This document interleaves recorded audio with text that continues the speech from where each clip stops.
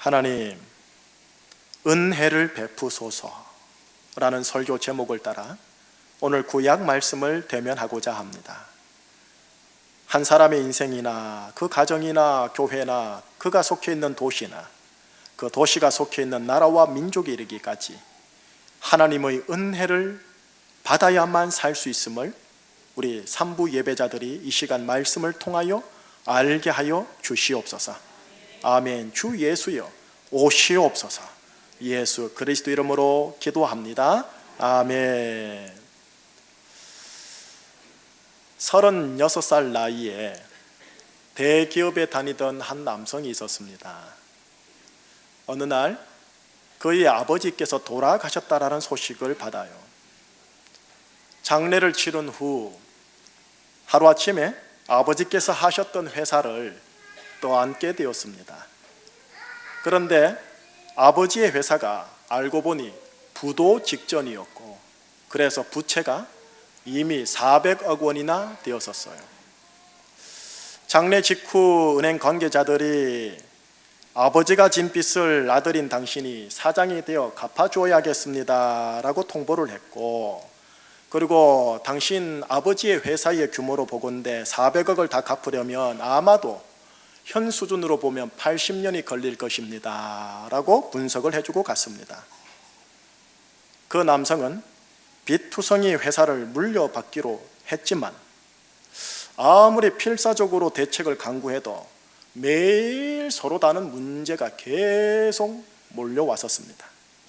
그래서 결국 생명을 포기해야겠다 싶어 지하철에 투신할 뻔한 사건도 있었고, 이렇게 살았으니 이왕 살아보자 싶어 열심히 다 했건만 회생의 조짐이 보이던 무렵 광우병의 사태로 팍상 무너진 사건, 또 일어나야지 하고 악착같이 일어났는데 노로바이러스 발생으로 인하여 회사가 또 타격 입은 사건, 그래서 또 일어났는데 가장 신뢰하였던 직원의 갑작스러운 죽음의 사건, 그리고 그 사건 이겨보고 또 일어나는데 화재로 불탄 자신의 공장과 가게. 어때서요? 이렇게 악몽의 나날이 계속 쉼없이 이어졌습니다. 긴 시간 동안 진흙탕을 허우적대며 사는 동안 시간이 흘러 작년 2015년 5월이 되었습니다.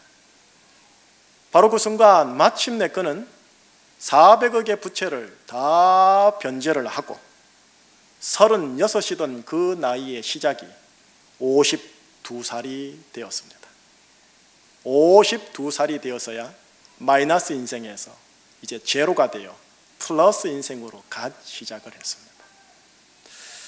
자, 이 줄거리는 얼마 전에 출간되었던 어느 날 400억 원의 빚을 진 남자라는 책의 아주 간단한 줄거리입니다. 이분이 머릿말에서 지금까지 죽지 않고 버텨와서 마침내 이 빚의 굴레에서 나올 수 있었던 자신의 신념을 소개를 하더군요. 이 세상에서 가장 불운한 남자는 바로 나다. 40억 원이든 4억이든 4천만 원이든 빚이 있는 삶은 지옥 같은 인생이다. 나는 이 책에서 일이나 삶에서 죽고 싶을 만큼의 공경에 처했을 때 탈출하는 방법과 사고 방식을 전하고자 한다.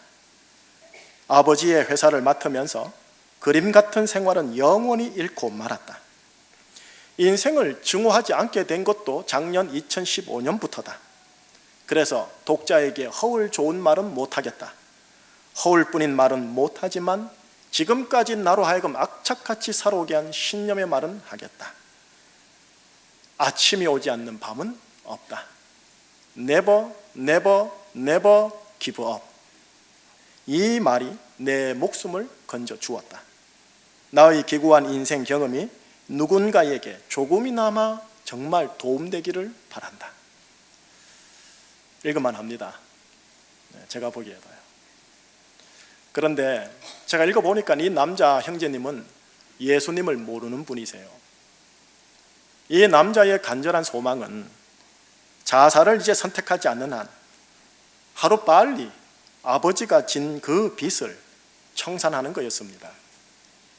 빚의 노예로 평생을 남은 생애를 살지 않고 하루빨리 내가 자유민이 되어야지 그 마음밖에 없었습니다. 그러나 아시다시피 이 빚에 대한 자유의 대가는 혹독했습니다. 우선 첫 번째로 대기업의 좋은 직장을 포기했어요. 연봉이 몇 억일 텐데.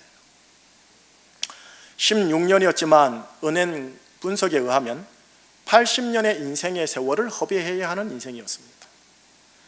또 광야 인생에서 만날 수 있는 모든 사업상의 사건들은 다 만났었습니다.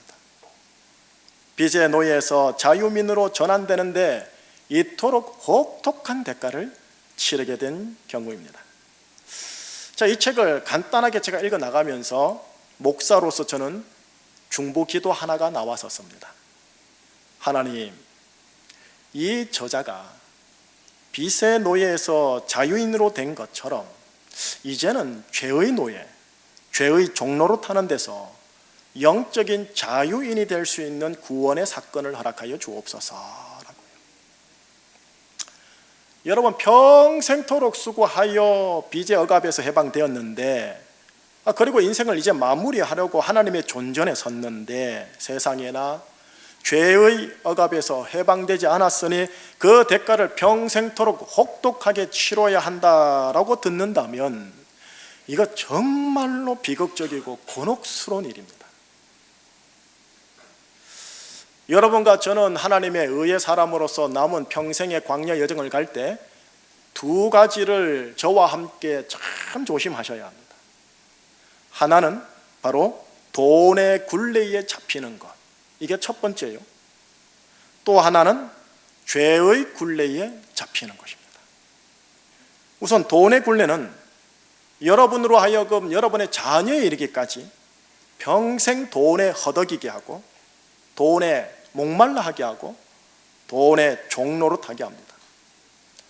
돈을 관장하는 영적 세력이 있는데 그걸 일컬어 맘몬이라고 하고 경제학에서도 맘모니즘이라는 전문 용어가 있습니다. 맘몬, 주님이 맘몬에 대하여 친히 제자들에게 경고하신 대목이 있습니다. 하나님과 재물을 겸하여 섬길 수 없다라는 마태복음 6장의 말씀입니다. 재물이라고 번역되었지만 단순히 머니, 이코노미, 돈을 의미하는 게 아니라 물질과 경제와 자본을 운용하는 그 뒤에 있는 영적 권세, 맘몬을 말합니다. 탐욕과 방탕으로 끌고 가거나 혹은 탐욕과 소비로 끌고 가거나 아니면 그 반대인 부채를 안게 하여 맘몬의 권세 안에서 평생토록 허덕이게 합니다. 그러니 하나님의 의의 사람들인 여러분들은 현 우리가 사는 21세기 이 경제 생활에서 방탕과 소비로 빠지지 않게 하는 유혹, 빠지게 하는 유혹과 혹은 부채를 안을 수밖에 하는 유혹 정말 조심해야 합니다. 자, 또 하나가 극도로 조심해야 하는데 그것은 이 맘몬의 권세보다 더 깊은 겁니다. 바로 죄의 권세입니다. 죄의 권세, 죄의 굴레가 뭔가? 시편 49편 자막을 한번 보세요. 자막을 보시면 6, 7, 8절이 나올 텐데 천천히 한번 같이 읽어보십시다. 시작. 자기의 재물을 의지하고 아무도 자기의 형제를 구원하지 못하며 그를 위한 속전을 하나님께 바치지 못할 것은 그들의 생명을 속량하는 값이 너무 엄청나서 영원히 마련하지 못할 것임이니라. 자, 이 8절을 눈으로 한번 보시고 귀는 저에게 해주세요. 하나님이 말씀하시기를 사람의 생명, 사람의 영혼을 속량하는 값이 경제적으로 너무나 엄청나서 맘몬의 권세를 가장 많이 가진 자라도 자신의 영혼과 그 생명은 속량할 수 없다라고 아예 선포를 해버렸습니다. 속량, 어렵지요? 죄의 굴레에서 해방을 시켜 자유인으로 만들어주는 것을 말합니다. 자, 여러분하고 저는 예수 그리스도 의의 사람으로 부름받았습니다. 이 속량이란 단어는 의의 사람하고 아주 긴밀합니다. 신약에 있는 로마서 3장의 말씀을 다시 재차 자막을 통해 한번 읽어보십시다. 시작. 그리스도 예수 안에 있는 속량으로 말미암아 하나님의 은혜로 값없이 의롭다 하심을 얻은 자 되었느니라. 하나님 아버지께서 당신의 아들인 예수님을 통해 십자가에 피 흘리게 하심으로 내가 짊어져야 할 죄와 저주와 형벌을 예수님이 대신 짊어지게 합니다. 대신 그것을 갚게 합니다. 대가를 혹독하게 신의 아들 독생자 예수가 치르게 합니다. 대신 나에게는 예수님의 의, 예수님의 생명, 예수님의 구원을 주십니다. 소위 거룩한 교환, Divine Exchange가 일어나게 합니다. 이를 일컬어 전문용어로 예수님의 속량이라고 그래요. 예수님의 속량. 그런데 이것이 나에겐 하나님의 은혜로 주어지는 거고 freely, 값 없이 공짜로 주어진다고 합니다. 단 하나님과 예수님은 철저하게 혹독하게 대가 지불을 하시고요. 그래서 나는 이제 하나님으로부터 의롭다 하심을 받게 됩니다. 나는 절대자 신으로부터 얻을 수 있는 게 있는데 돈을 얻음도 아니요, 건강을 얻음도 아니요, 의롭다 하심을 얻게 된다라고 되어 있습니다. 역으로 말해보면 하나님 아버지라는 영원하며 절대자 신께서는 우리에게 돈을 주기를 원하심도 아니요, 건강을 주기를 원하심도 아니요, 의롭다 하심을 주기를 원하신다라는 겁니다. 그 아들을 희생해서까지요. 도대체 의롭다 하심이 뭐길래 돈을 주지요? 왜요? 이 땅에서는 돈과 건강이 어느 정도 필요로 하지만 이 땅의 삶과 영원의 삶과 연관해서는 의롭다 하심이라는 예수의 피가 묻은 이 의의 공정서가 없다면 돈도 건강도 여러분들을 진짜 정말로 자유민으로 구원 해방시키지 못하니까요. 우리가 그걸 몰라서 그렇지요. 저와 여러분은 예수 그리스도의 속량을 믿음으로 말미암아 하나님의 의롭다 하심을 얻은 자가 되었습니다. 그러니 하나님의 의의 사람들은 이제 더 이상 죄와 관련 없는 사람이 되었지요. 그러나 죄와 관련해서 하나님의 의의 사람에게 주신 당부의 말씀이 있어요. 그 말씀을 한번 보십시다. 로마서 6장 2절과 11절을 연속으로 한번 읽어볼게요. 시작. 그럴 수 없느니라. 죄에 대하여 죽은 우리가 어찌 그 가운데 더 살리요. 이와 같이 너희도 너희 자신을 죄에 대하여는 죽은 자요 그리스도 예수 안에서 하나님께 대하여는 살아있는 자로 여길지어다. 죄에 대하여 죽었다. 이거를 여러분들이 저와 함께 믿음으로 꽉 붙들어야 할 진리입니다. 내가 예수님의 속량으로 인하여 이제는 죄에 대하여 죽었다. 죄와 관련 없다. 그러니 사망과 저주와 형벌하고도 나는 관련 없다. 나는 죄에 대하여 죽었다. 이거를 확 붙들어야 할 믿음의 핵심 진리입니다. 그런데 문제가 있어요. 현실 속에서요. 사탄이 내 안에 있는 자기 중심성이라는 원죄성을 부채질을 해서 이미 죄에 대하여 죽은 나로 하여금 주위에 있는 죄의 행실과 주위에 있는 죄의 환경과 주위에 있는 죄의 사람들과 자꾸 엮어 놓으려고 한다는 겁니다.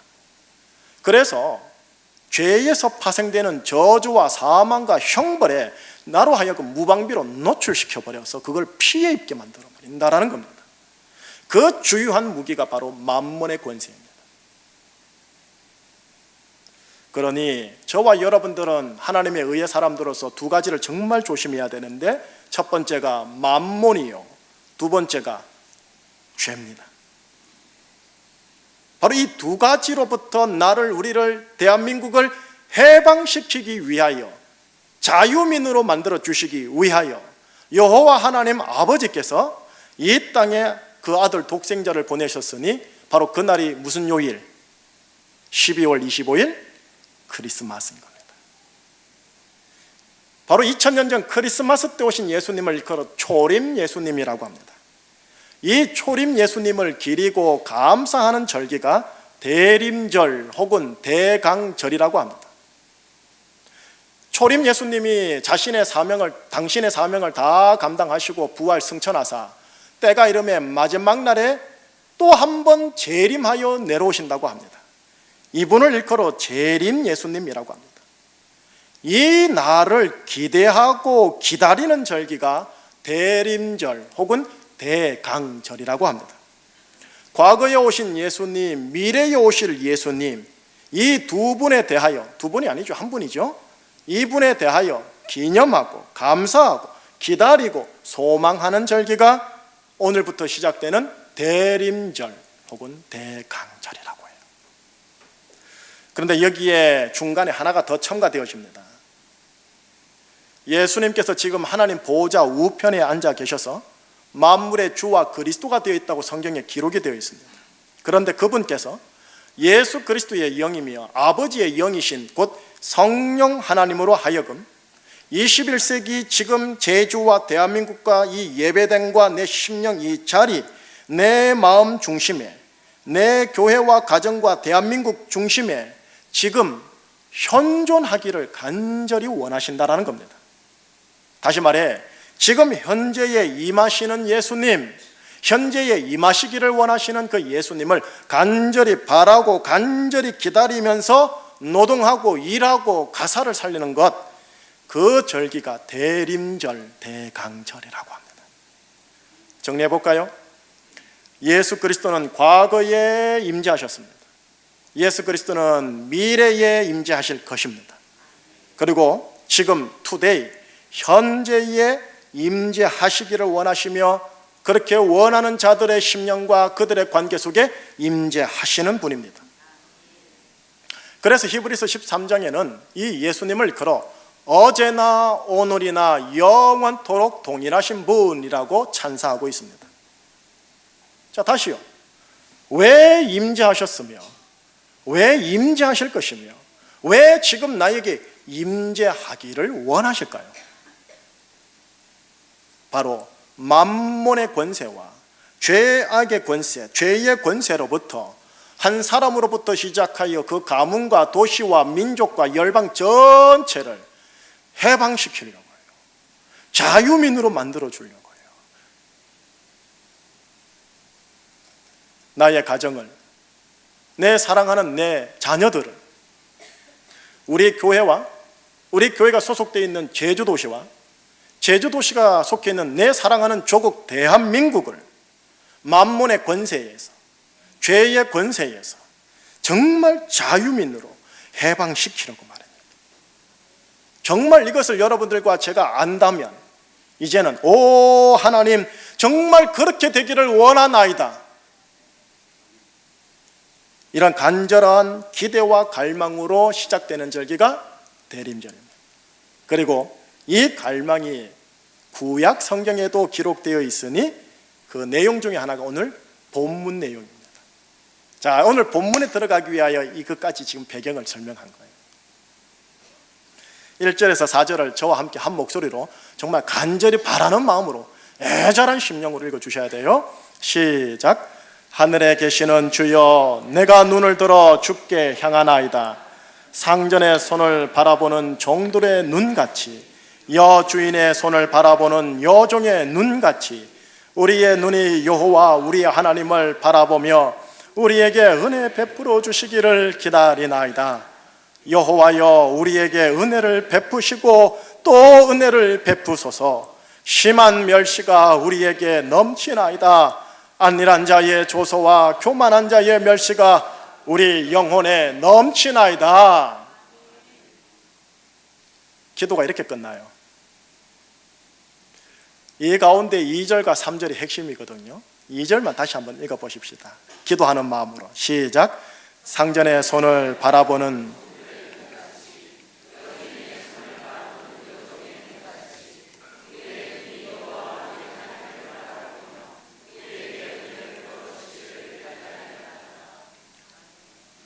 종이 상전의 손을 바라본다. 그래서 상전의 손 지시를 항상 어디에 있든지 예의주시하듯이 여종이 여주인의 얼굴을 바라보면서 어떻게 하시는가, 어떤 지시를 내리실 것인가 라고 항상 바라보듯이 하나님이 언제나 움직이시나 어디로 움직이시나 언제 지시하려나 어떻게 말하시려나 하고 마음으로 교회에서, 직장에서 하나님을 바라본다라는 내용입니다. 바라보는데 무엇을 위해? 은혜 베풀어 주시기를 바라면서요, 은혜를 갈망하면서 하나님을 바라봅니다 라고 얘기합니다. 3절 똑같은 내용입니다. 그러나 같이 읽어보십시다. 시작. 여호와여 우리에게 은혜를 베푸시고 또 은혜를 베푸소서. 심한 멸시가 우리에게 넘치나이다. 무엇이 우리에게 넘치나이다? 심한 멸시가. 만문의 권세에 짓눌려, 죄의 권세에 짓눌려 영적인 조롱과 영적인 멸시가 하나님의 의의 사람과 가정과 불신자 이방인들의 가정과 민족과 도시에 마귀가 하는 조롱과 멸시가 넘치고 있고 백성들은 헉헉하고 있다는 거예요. 그러니 여호와 하나님, 우리 모든 이들에게 은혜를 베푸소서, 은혜를 베푸소서라고 하나님의 의의 사람들이 적재적소 자신의 처소에서 기도하는 절기가 대림절이라는 겁니다. 여러분, 조금 전 설교 서론의 한 형제님, 만문의 권세에서 온갖 각고의 노력으로 16년 만에 해방되었다 할지라도 죄의 권세와 죄의 증세인 사망과 저주와 형벌로부터는 평생토록 전 재산으로도 온전한 자유를 갖지 못할 운명입니다.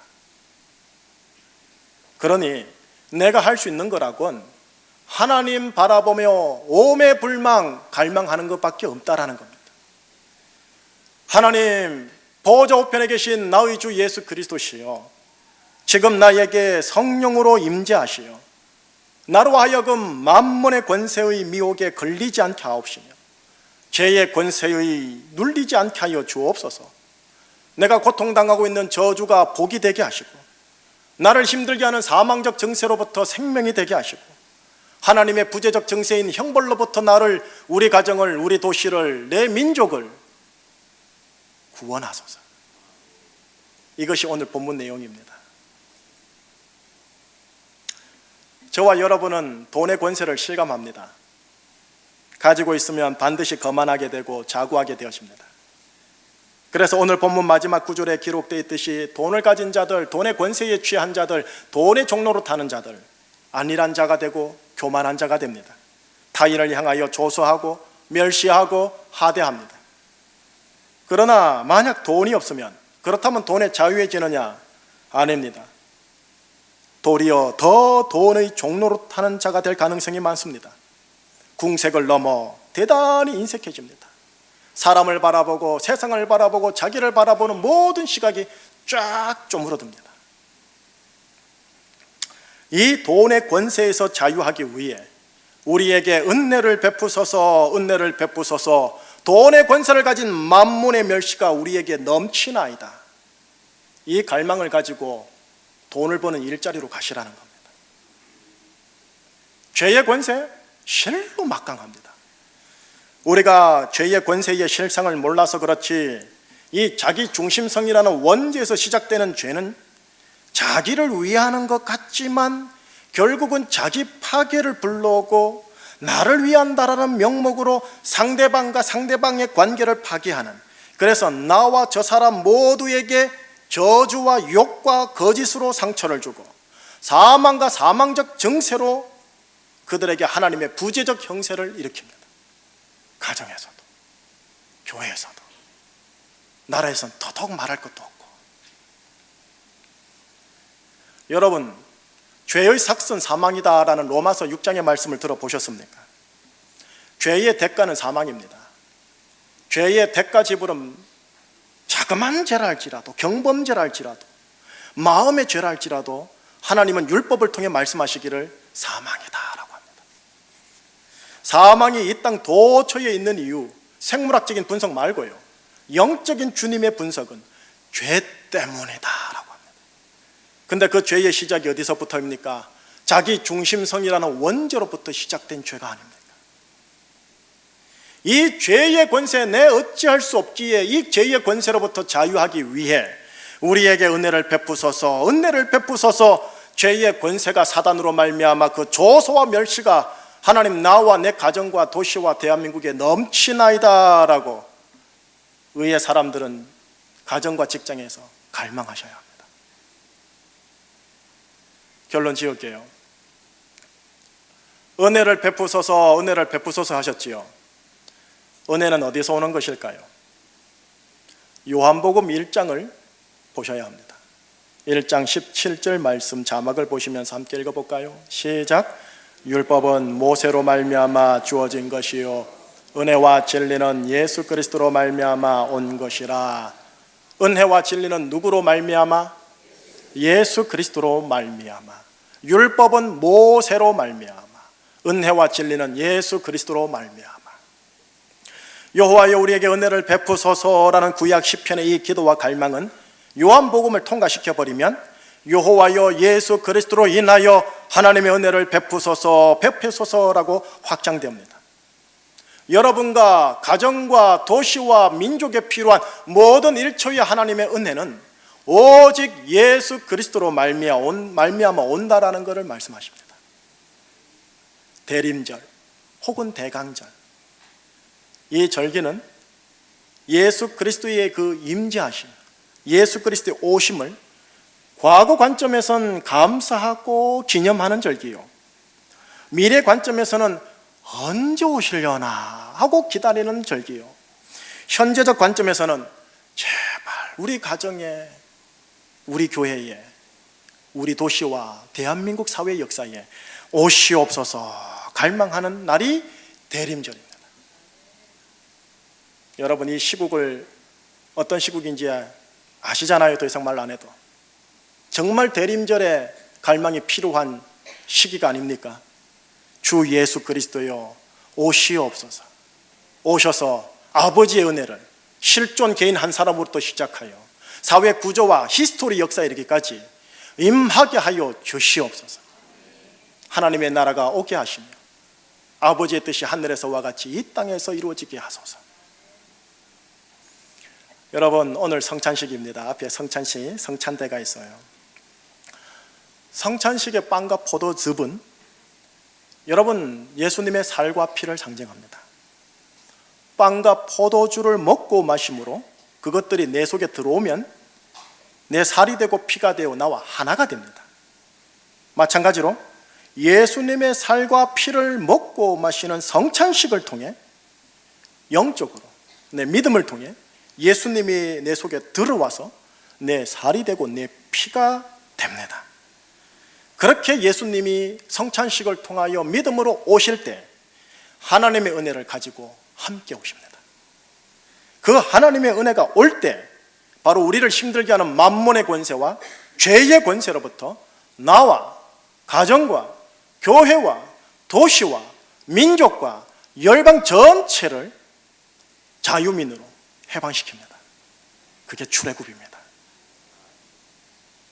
돈이 많든 돈이 적든 돈에 대해 자고하지도 않으며 혹은 인색하거나 궁색하지도 않으며 그렇게 돈의 권세에 자유하게 할 것이요, 돈의 빚을 빨리 갚아나가도록 하나님이 여러분들의 경제권을 인도하실 것이며, 혹은 정령 탈출구가 안 보일 땐 탕감받는 쪽으로 여러분의 인생을 인도하십니다.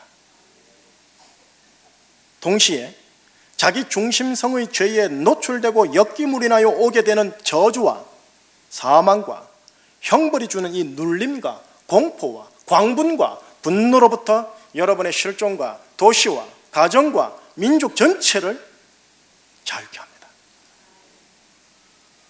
예수님에게 그게 있습니다. 오늘 대림절 첫 주일입니다. 믿음으로 가난한 심령으로 성만찬에 참여해 주세요. 그리하여 하나님 보좌 우편에 계신 우리 주 예수 그리스도께서 하나님의 영으로 이곳에 여러분의 믿음의 통로를 통해서 여러분의 가정 속으로, 제주 속으로, 대한민국 속으로 임하는 물고의 시작이 되시기를 주님 이름으로 축복합니다.